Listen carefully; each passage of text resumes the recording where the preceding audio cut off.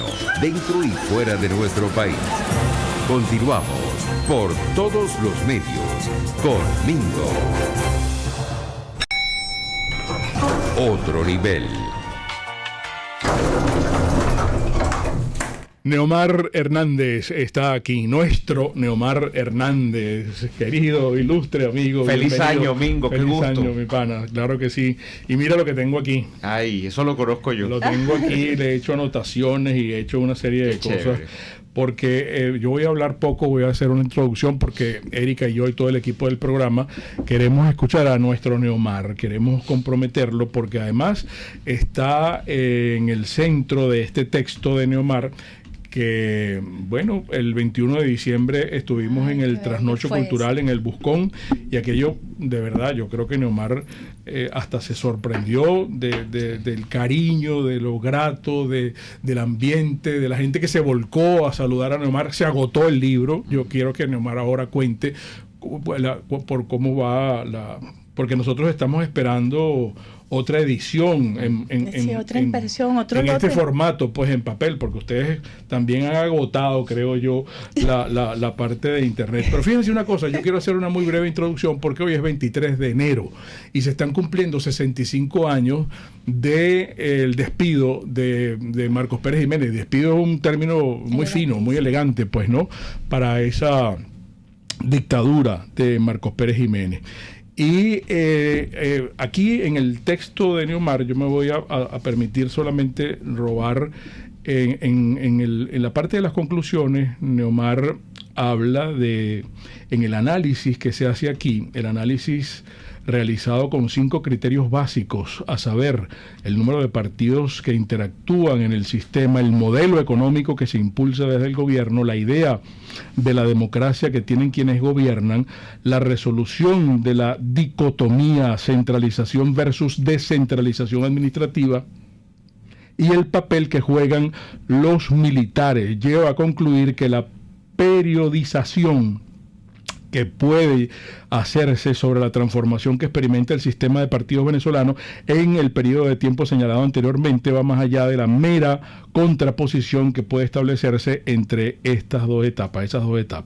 Entonces aquí está el análisis que nosotros queremos que Neomar nos brinde en esta oportunidad en el programa, que es, porque Neomar en este libro ha tenido la certeza de ubicar 2 grandes bloques en esa historia, desde el 58 hasta el 2021. Vamos a pedirle que incluso lleguemos hasta el 2022, que ya Neomar debe estar escribiendo esta parte. Pero fíjense ustedes que es interesantísimo, porque Neomar parte desde el 58 hasta que llega Chávez, y después de Chávez hasta el 2021, que prácticamente es ahorita, pues, ¿no? Es decir, desde el pacto de punto fijo y esta otra democracia, entre comillas, que enarbola la revolución bolivariana. Entonces, esto es interesante, Neomar, que tú nos cuentes esta historia, por favor.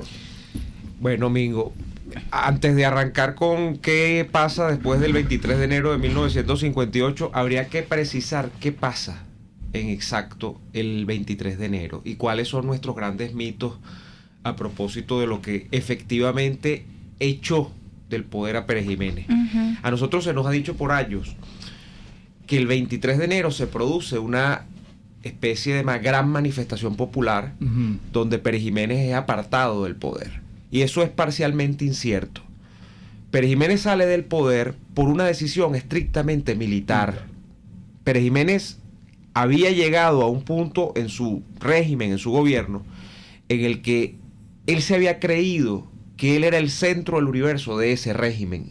Y las Fuerzas Armadas, que es un aspecto que yo analizo en este libro, o el sector militar venezolano, traía una vieja tradición donde después de que, bueno, fueron creadas las Fuerzas Armadas nacionales, profesionales, que hace Gómez, va a haber un sector desde el punto de vista filosófico, intelectual de esas Fuerzas Armadas que van a pretender, y ese es un problema no resuelto todavía, que van a pretender arbitrar los destinos de Venezuela porque ellos sienten que a título de cuerpo, a título de organización o de institución, ellos son la institución que mejor puede manejar los destinos de Venezuela. Y ese fue el gobierno de Pérez Jiménez. ¿Qué ocurre? Que Pérez Jiménez cree estar por encima de eso y que ese sea el gobierno de Marcos Pérez Jiménez.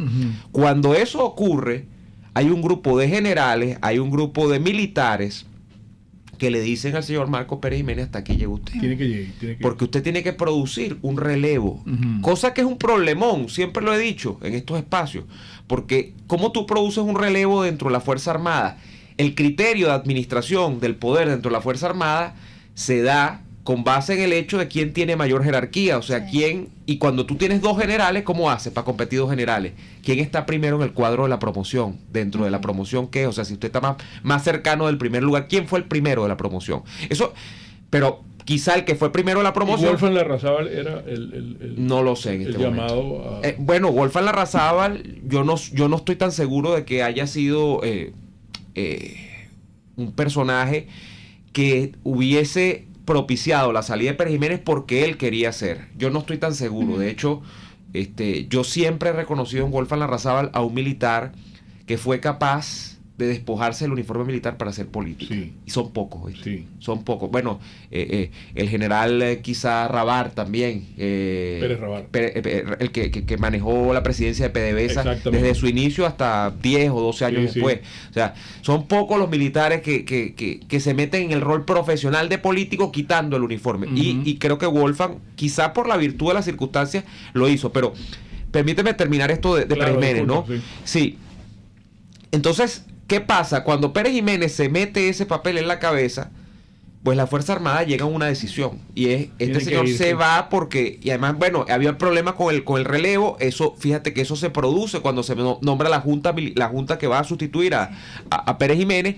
El tema de quién es, luego meten unos civiles, porque para tratar de adecentar un poco la junta. Y ahí hay un caso, entonces, en el que se nos ha mentido, porque se nos dice que es que la gente expulsó a Pérez Jiménez en las calles. No, lo que sí ocurrió, que sí es verdad, pues sí salió gente. Y esto a mí me lo contaba mi abuelo, que lo vivió. Es que la gente salió en respaldo de aquello. Y allí sí podemos nosotros narrar un episodio de estos que hablaba Chávez. Chávez habló mucho de la conjunción cívico-militar en el año 89, con el año 88, con el caso del Caracazo. El año 88, ¿no? Sí. Y eso no existió en el año 88. En el año 88 hubo una partida de gente que, bueno, algunos incautos, otros bien intencionados en el sentido de lo que iban a hacer, bueno, salieron a las calles a saquear.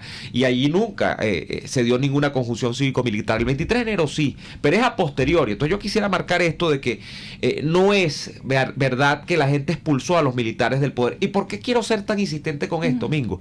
Porque en un régimen autocrático, a veces la gente sobreestima el papel que puede tener en términos del ciudadano. Y eso habla mucho de lo que tenemos nosotros ahorita también. Nosotros ahorita que estamos viendo las protestas, donde, bueno, se han popularizado incluso líderes dentro del mundo gremial, sindical, de lo que estamos viendo del magisterio. Esas protestas pueden tener un alcance, pero de pensar que solamente con una protesta ciudadana va a caer un régimen autocrático como este, que está armado hasta los dientes, eso es ser irreal. Eso es ser irreal. Entonces, eso a propósito de la épica que se nos ha vendido el 23 de enero. Y luego, bueno, ya, no sé, pues me estoy como encadenando. No. Fíjate. Porque es que vas a caer en el análisis voy a de los caer partidos políticos. Lo que se arma después del 23 de enero. Después del pacto de punto El pacto de punto que es previo, por supuesto.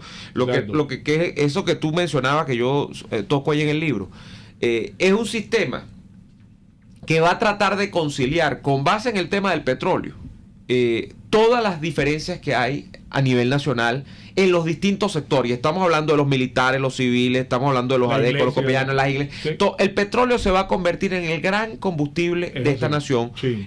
Nunca mejor dicho el término, por supuesto, desde el punto de vista energético. O sea, es el combustible de esta nación. Algunos le han llamado también incluso el amortiguador de conflictos al petróleo, porque con base por la repartición. Por la repartición, porque cuando tú repartes todo el dinero que entra por la renta petrolera, lo que vas a lograr es eliminar una cantidad de conflictos que son naturales en todas sociedades. En todas sociedades se van a producir problemas por el tema del aumento del costo del pasaje, por ejemplo, del transporte público. En todas sociedades va a haber problemas porque la gente siente que el servicio de luz eléctrica es muy cara. En todas sociedades va a haber problemas por gente que se queja porque el servicio de agua potable no le llega a su casa. ¿Qué va a hacer el gobierno? ¿Qué es lo que va a pasar? Que el petróleo, el protagonista no va a ser Betancur, ni va a ser León, ni Caldera, va a ser el petróleo y el dinero que genera el petróleo va a permitir que tú, a través de subsidios, sobre todo dentro de las grandes capas de la población, a través de prebendas dentro de sectores como el sector militar, y bueno, aquí se crearon dichos nefastos con respecto a cómo a los militares se les mantenía a la vera del poder para el famoso cuento de las 3C, ¿no? Sí, ¿cómo no? Entonces tú te acordarás de eso. Entonces, y todo, el Petroestado, pues. Todo eso tiene que ver con el Petroestado. Claro. Va a ser ese criterio, y donde, por cierto, y por eso es que yo hice este libro Ahí está. centrado en los partidos políticos, Sí. el partido político va a ser la institución después del 23 de enero de 1958. Ya se había tratado de hacer un pequeño experimento con el trienio ADECO en el año 45, pero el año 58 va a marcar el protagonismo, la ampliación del abanico de los partidos políticos como el principal agente de integración social en Venezuela. O sea, el partido político va a ser protagonista de todo. Y aquí tú vas a recordar mejor que yo, pues, que había, así como había sindicalistas ADECO y sindicalistas copellanos y masistas después, bueno, ADE y COPEI llegaron a penetrar casi que hasta las directivas de padres y representantes y los equipos de béisbol. Tenías que tener carnet. Bueno, se convirtió en el magisterio. Había toda una vida arbitrada debajo de la figura del partido político. O sea, va a ser el partido político el que va a organizar la vida nacional, para bien y para mal, en muchos casos para mal, ¿no? Sí. Entonces, claro, habrá que decir también, Mingo, que la época que va a iniciar después del 23 de enero de 1958 son los 40 años más estables que ha tenido Venezuela en términos políticos. Son los 40 años en los que más obras civiles se ha hecho, porque es mentira, es el otro gran mito de Pérez Jiménez. Comparativamente, Pérez Jiménez hizo muchas obras civiles, pero las hizo todas en Caracas. La llamada democracia de la partidocracia va a tratar de hacer obras civiles a nivel nacional. Eso va a generar unos grandes costos en términos de corrupción, eso va a generar unos grandes problemas en términos de esos partidos y cómo esos partidos se van progresivamente deteriorando, es verdad.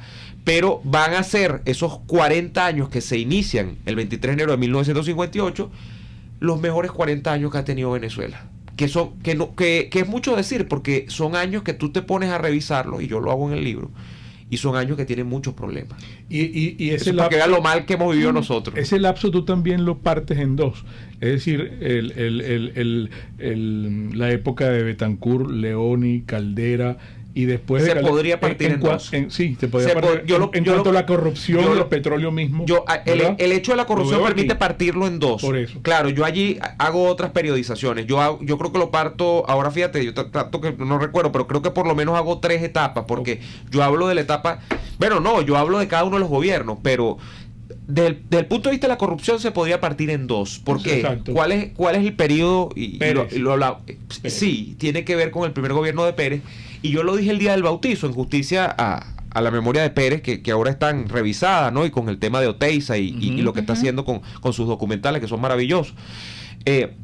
Yo te decía aquel día, les decía el día del bautizo, que más que ser una responsabilidad individual de Pérez, lo que va a ocurrir con el Pérez 1 es que ese estado paternalista, ese estado rentista petrolero, Buchón, va a ser explosión. Sí. Porque va a haber Venezuela billete como no lo había visto. Ustedes saben que tiene que ver con el tema de la guerra en Medio Oriente, el Yom Kippur, y cómo esos precios del petróleo internacionalmente van a elevarse a unos niveles inéditos en Venezuela. Básicamente, Venezuela vio el dinero que no había visto nunca en su historia. Y nos pasó eso que los psicólogos sociales y tal describen como la enfermedad holandesa. Un gran ingreso súbito que tú no tienes presupuestado, tú no sabes que te va a llegar esa plata, pero que además produce unos efectos que no son los que uno pensaría que va a producir. Cuando tú tienes un gran ingreso, uno pensaría que vas a estar buchón. No, cuando tú tienes un gran ingreso, la enfermedad holandesa determina que los países se vuelven locos y se endeudan sucesivamente y después no pueden salir de la deuda, no pueden salir. Eso pasó con Pérez. O sea, claro. Pérez entró en una dinámica, en una vorágine de una especie de megalomanía donde Venezuela iba a crecer inusitadamente, donde, y es la Gran Venezuela, de ahí viene el nombre. Y en ese sentido, nosotros vamos a entrar además en unos manejos, una capacidad para manejar dinero que no tenía Venezuela, y que va a través de estos partidos políticos y a través de esta estructura que se había creado de conciliación de élites después del 23 de enero de 1958, la Iglesia, los militares, Sí. los partidos, los gremios sobre todo, que tenían Sí, mucha claro, importancia, los claro. sindicatos, ¿no? No, O la gente cree que ahorita ahorita los sindicatos tenían importancia en la CTV de Así antes. es. Entonces, van a llegar a un nivel de manejo de unos recursos que era inédito, como te digo, y eso va a degenerar en esos grandes escándalos de corrupción. Por eso yo te decía que cuando se habla de que Pérez, el gran corrupto, no es Pérez el gran corrupto, es el país el gran Sí. corrupto. Son todas las organizaciones y es el esquema el que termina haciendo corrupto al sistema. Yo no quiero aquí descargar la memoria histórica, repito, de Pérez, que tendrá algunas responsabilidades, todo lo demás, lo que sea, pero es el país que se fue hacia esa deriva. Y es ese país que yo ahí te he dicho que podríamos dividirlo, sí. Los escándalos de corrupción nacen muy fuertemente. De hecho, yo siempre recuerdo esto, que en el diccionario de la corrupción que hicieron los Capriles, se hablaba de que en los primeros tomos que hablan, o los primeros capítulos que hablan de los gobiernos de Betancur y de Leoni, son muy breves. Prácticamente en la prensa, porque estos son, acuérdate que ese diccionario es revisión de la prensa, de la época, Sí, cómo no. y todo lo que tiene que ver con los casos más sonados son prácticamente inexistentes. A Betancur no se le acusaba por ladrón, a Leoni no se le acusaba por ladrón. El tema de señalar a ministros ladrones, de señalar a un presidente ladrón, comienza con Pérez. Pero repito, no es Pérez, tiene que ver con la circunstancia. Betancur no manejó la cantidad de dinero que manejó el gobierno de Pérez. A pesar de que dijo que se me quemen las manos. Tú sabes que a mí eso siempre, cuando yo era deco, me decían, no, que ese presidente Betancur, ese ladrón, porque él dijo que... Y yo no he conseguido ese discurso nunca, Mingo. No lo he conseguido. El discurso, aunque parece que se sí, lo endosaron. parece que sí existe. Bueno, tú sabes que a Betancur se le queman las manos por el atentado. Sí, claro. En los próceres. En los próceres. Del cual hay un libro muy bueno de Mondolfi, ¿no? También de Gardo Mondolfi, el historiador. Mira, vamos a avanzar en el tiempo, en la próxima parte, para incluso antes de aterrizar en Chávez, porque vuelve a tomar vigor la interrogante en distintos foros si era imprescindible, si Chávez tenía que llegar realmente por lo que estaba ocurriendo con los partidos políticos. Entonces vamos a hacer ese análisis para que no tenemos que identificar. Amigos, recuerden que Neomar nos va a contar en la próxima parte dónde pueden adquirir el libro cuando vaya a llegar, que debe estar a punto de llegar. Democracia y partidos en Venezuela 1958-2021, el ocaso de la política. Neomar Hernández en momentos. Un espacio para formar la nueva opinión pública venezolana. Por todos los medios. Conmigo. Caramba, mi mamá disfrutó mucho la torta, ¿sabes? Yo les había dicho que mi mamá ayer cumplió 92 años y entonces ella me había pedido que quería una torta de café y la pastelería del Corso se lució realmente con una ópera que disfrutamos allá cuando le cantamos el cumpleaños a mi mamá. Y bueno, simplemente les quiero hacer llegar si usted tiene un compromiso para un cumpleaños, por ejemplo, mire, esa torta debe ser de la pastelería del Corso y tiene muchas opciones, porque está la torta de arequipe, el brazo gitano, la torta de guanábana, la marmoleada, la mil hojas, la nochola, la ópera, que fue la que yo le pedí a mi mamá, la Santonoré, la selva negra, la selva blanca, la de trufa. Bueno, imagínense, hay un diplomático de pistacho que es una locura para pegarse con el piso. Usted encarga esa torta para que quede bien, así como yo quedé ayer bien con mi mamá. 945-8497. Del Corso es la pastelería italiana por tradición y excelencia. Y espero que no nos sigan diciendo que si tú manejas en Caracas, manejas en cualquier parte del mundo. Eso es mentira. Si usted maneja aquí en Caracas, y así como maneja aquí, va a cualquier parte del mundo a manejar, va preso inmediatamente, porque nosotros aquí nos comemos la luz, los motorizados no llevan casco, no tenemos el cinturón de seguridad, hablamos por teléfono mientras estamos manejando. Bueno, imagínense solamente estas 5 cosas que le he dicho. Aquí está el mensaje institucional de todos los días de nuestros amigos de la estación de servicio Terrazas del Club Hípico, que insiste en esto de conductores responsables. Estación de servicio Terrazas del Club Hípico, mucho más que gasolina.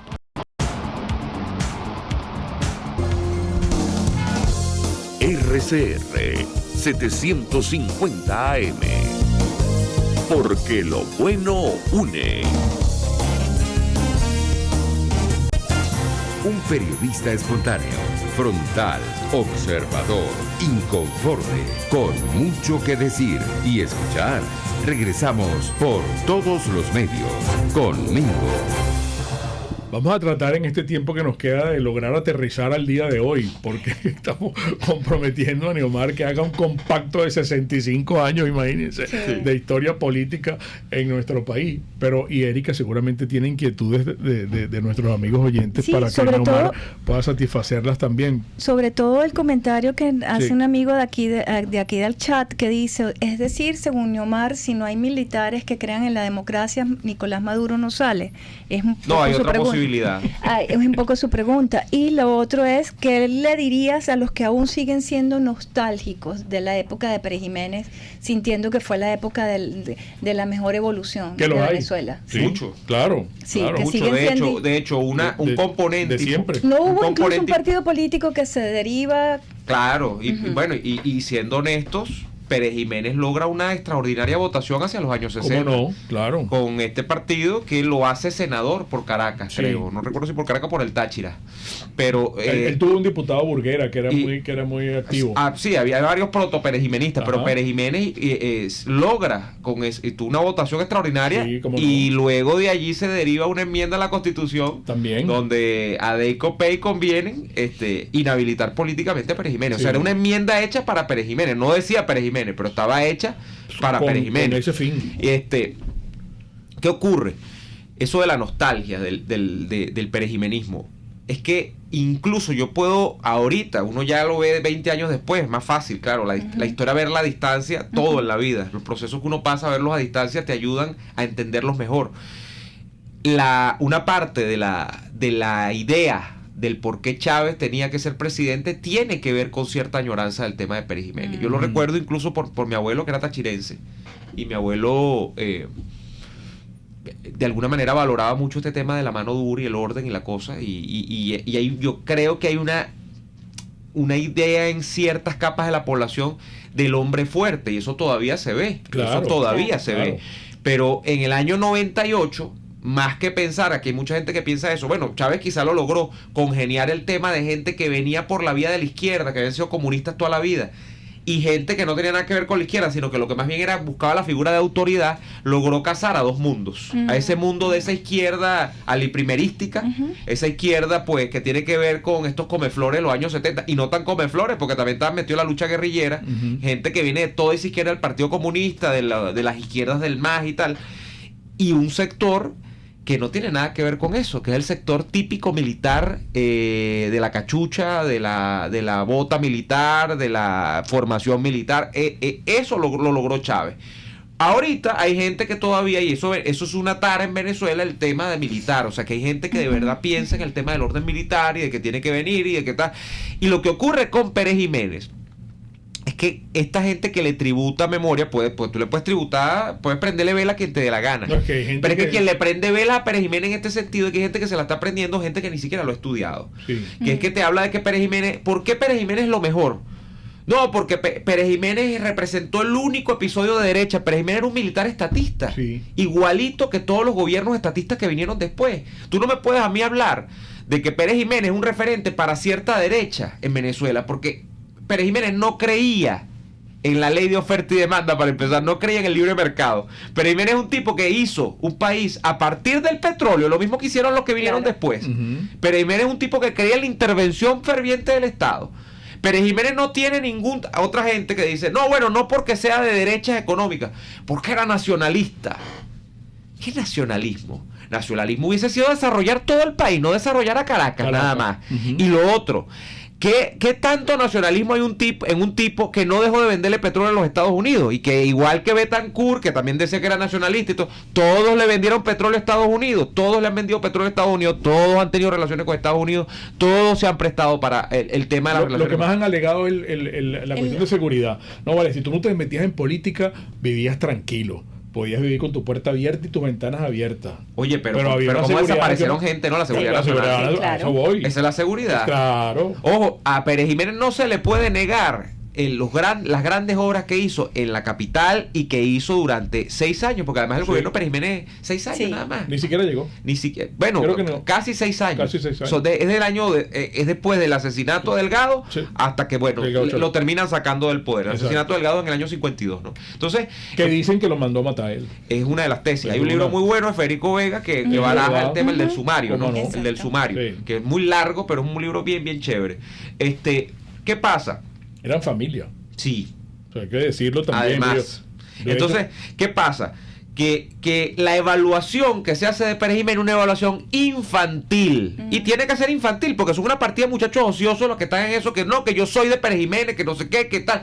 Primero hay que entender la figura de Pérez Jiménez. Como infantil es nuestra evaluación también de la democracia. Y esta versión infantil que nos contaron los adecos, de que todo era maravilloso, que yo me la creí cuando yo estuve en Acción Democrática. Como infantil es nuestra versión de la evaluación de los años del general Gómez.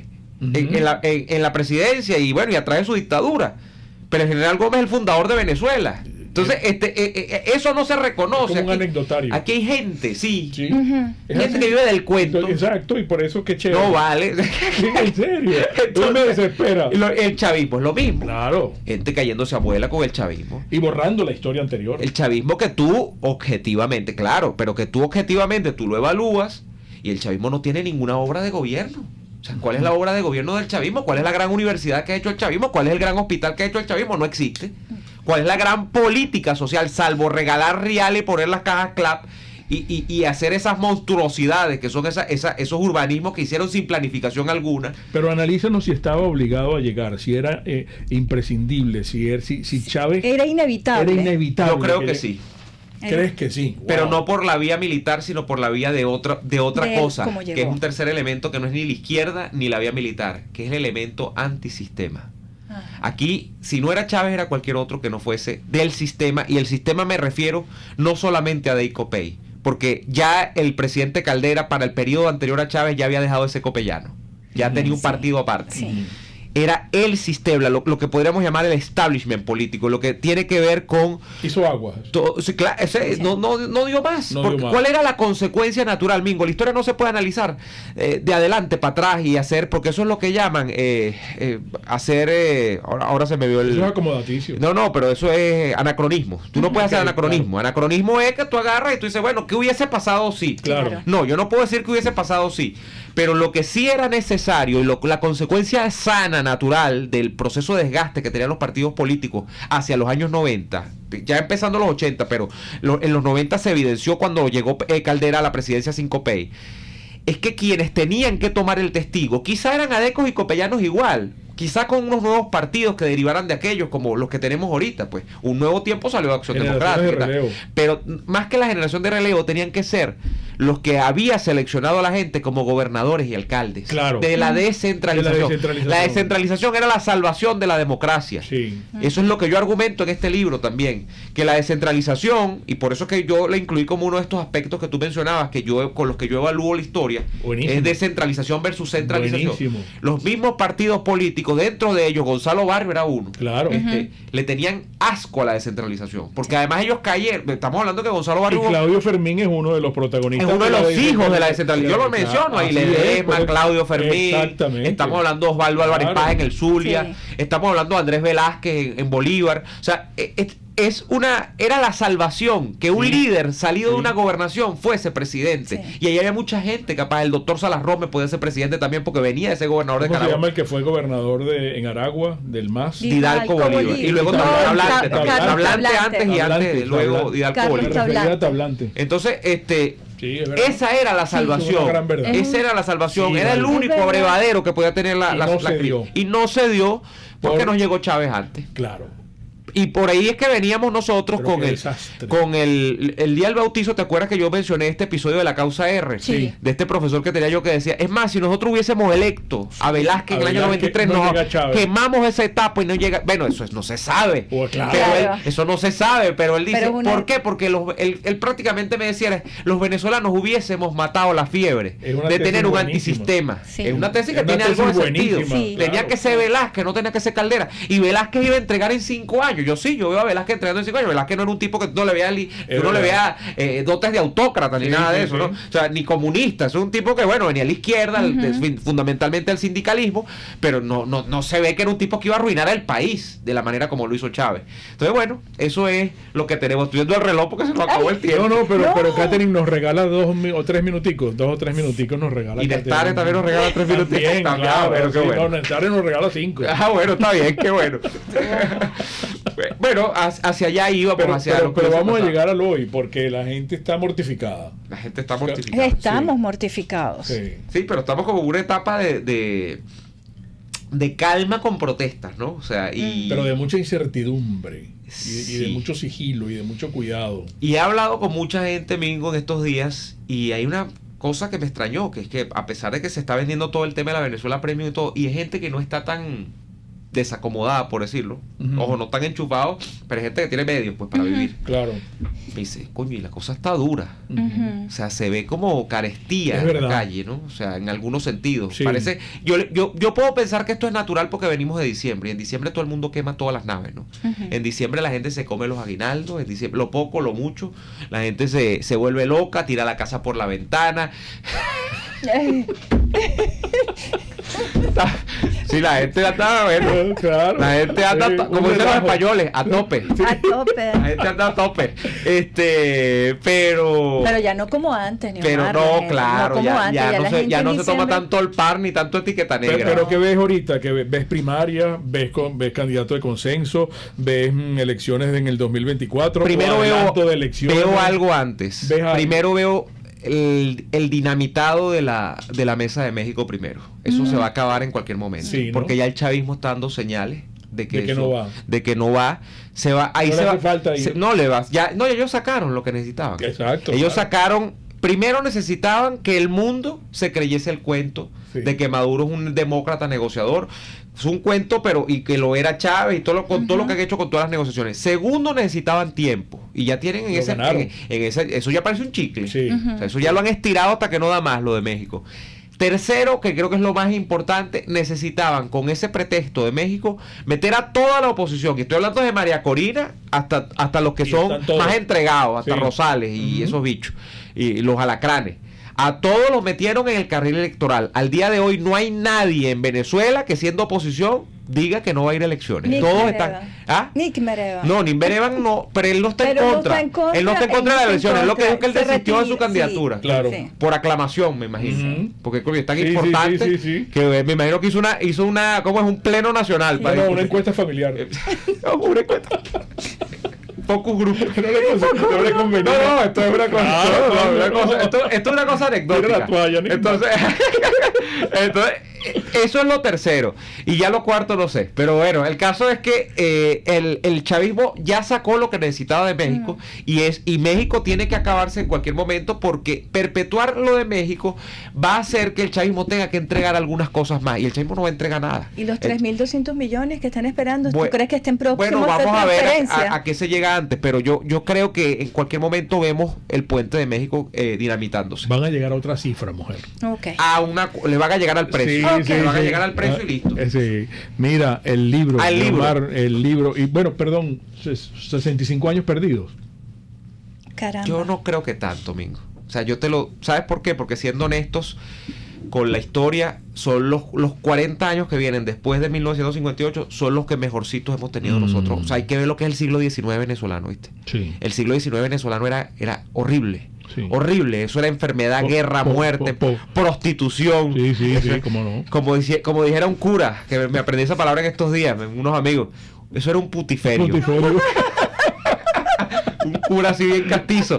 Eso era un putiferio. Entonces, después nuestro siglo XX, Gómez, bueno, con algunas cosas y tal. Luego lo que tiene que ver con la inestabilidad política posgomecista, la inestabilidad que hacen en la Junta Revolucionaria de Gobierno. O sea, 40 años lo mejorcito que hemos tenido. Claro, muy lejos del ideal democrático que uno tiene que plantearse a esta altura. Uno no puede pretender revivir aquello. Uno tiene que pensar en otras cosas mejores. Mejorar, pero es lo mejorcito que hemos tenido en todos estos siglos, en estos 2 siglos que tenemos de nación. Agotado. El libro está agotado ahorita en Venezuela. El libro va a llegar a finales de enero, principios de febrero. Yo creo que a finales de enero ya está. O sea, ya estamos en la última semana de enero. Sí. Bueno, a finales de esta semana debo estar teniendo noticias del libro, que se va a vender a través del mismo número telefónico donde está, y va a haber algunos ejemplares en el Buscón también.